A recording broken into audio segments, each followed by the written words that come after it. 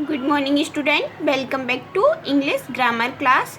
It's time to revision. This is your fourth chapter and your chapter name is pronoun. Pronoun जिसे हम हिंदी भाषा में सर्वनाम के नाम से भी जानते हैं. A pronoun is a word which is used in place of a noun. Pronoun वे शब्द होते हैं जो नाउन की जगह यूज़ किए जाते हैं. जैसे कि या फिर हम हिंदी में समझें तो नाउन वो संज्ञा सर्वनाम वे शब्द होते हैं जो संज्ञा की जगह यूज़ किए जाते हैं या प्रयोग किए जाते हैं. For example, she is a beautiful girl, वह बहुत सुंदर लड़की है. तो यहाँ पर सी क्या है, अब वह ये प्रोनाउन है. यदि यहाँ पर सी की जगह राधा होता, ठीक है, तो ये हमारा राधा किस में हो जाता, तो हमारा ये राधा नाउन में हो जाता. बट यहाँ पर राधा नहीं है, सी है, तो सी इज अ ब्यूटीफुल गर्ल. तो सी हमारा किस में हो गया, प्रोनाउन में हो गया. I am doing my work, मैं अपना काम कर रहा हूँ. तो आई किस में हुआ, यहाँ पर प्रोनाउन में हुआ. नेक्स्ट है आपका काइंड्स ऑफ प्रोनाउन. प्रोनाउन के प्रकार. There are 7 kinds of pronoun. यहाँ पर आपके 7 प्रकार के प्रोनाउन हैं. फर्स्ट है आपका personal pronoun, second demonstrative pronoun, third interrogative pronoun, fourth reflexive pronoun, fifth emphatic pronoun, 6 possessive pronoun, 7 and last है आपका relative pronoun. Personal pronoun.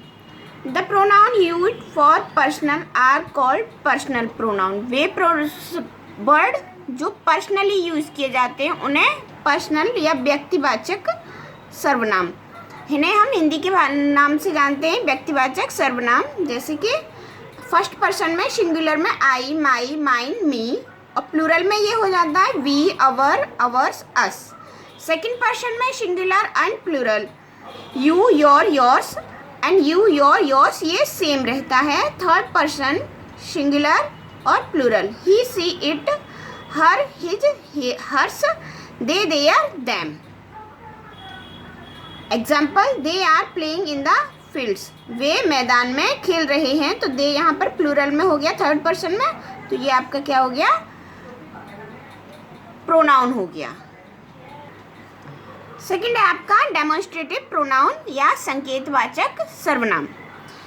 The pronoun used to point out the object are called demonstrative pronoun. वे सर्वनाम जो किसी चीज़ को point out या means किसी चीज़ की तरफ संकेत करते हैं, दर्शाते हैं, उसे कहते हैं demonstrative pronoun. For example, 2045 student, वे 45 विद्यार्थी हैं. तो दोज किसकी तरफ डेमोन्स्ट्रेट कर रहा है, स्टूडेंट की तरफ. किसकी तरफ डेमोन्स्ट्रेट संकेत कर रहा है, स्टूडेंट की संख्या की तरफ कि कितने विद्यार्थी हैं, 45. That's clear. थर्ड है आपका interrogative pronoun. The pronoun used to ask a question are called interrogative pronoun. Interrogative से आप पहचान ही गए होंगे, प्रश्नवाचक सर्वनाम. और प्रश्नवाचक सर्वनाम का मतलब होता है कि हम किसी से अगर प्रश्न पूछ रहे हैं या क्वेश्चन पुट अप कर रहे हैं, उसे कहते हैं हम interrogative. For example, why are you angry, तुम गुस्सा क्यों हो. तो ये यहाँ पर किसी से क्वेश्चन किया जा रहा है, तो वाई हमारा क्या हो गया, इंट्रोगेटिव प्रोनाउन.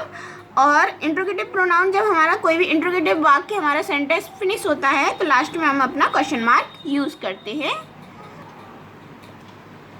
नेक्स्ट है आपका reflexive pronoun. The pronoun used to as the receivers of the action are called reflexive pronoun. Reflexive pronoun means किसी भी वो वाक्य जिस पे अपने आप को बल दे के काम करने वाली बात आती है, उसे कहते हैं reflexive pronoun. For example, she is washing clothes herself, वह अपने कपड़े अपने आप स्वयं, हरसेल्फ मीन्स अपने आप धो रही है. नेक्स्ट है emphatic pronoun. The pronoun used to convey emphasis are called empathetic pronoun. दृढ़वाचक, किसी कार्य को मतलब दृढ़ दे के, जोर दे के किया जाता है, उसे वी एम्फेटिक प्रोनाउन कहते हैं.